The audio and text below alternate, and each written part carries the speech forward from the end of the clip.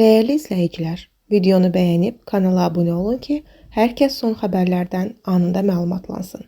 Vətən müharibəsi iştirakçısı dünyasını dəyişib. Xəbər verir ki, veteran Elməddin Babayev Rusiyada vəfat edib. Onun suda boğulduğu bildirilir. Mərhum ötən gün torpağa tapşırılıb. Allah rəhmət eləsin, yaxınlarına, əzizlərinə səbr diləyirik. 2026-cı il üçün iş vaxtı norması və istisna təqviminə əsasən avqust ayında qeyri-iş günü nəzərdə tutulmayıb. Xəbər verilir ki, 5 günlük iş həftəsi üzrə ay ərzində 21 tam iş günü olacaq. Bu isə ümumilikdə 168 saat iş vaxtı deməkdir. Bu səbəbdən çalışan əhali avqust ayında yalnız həftə sonları istirahət edə biləcək.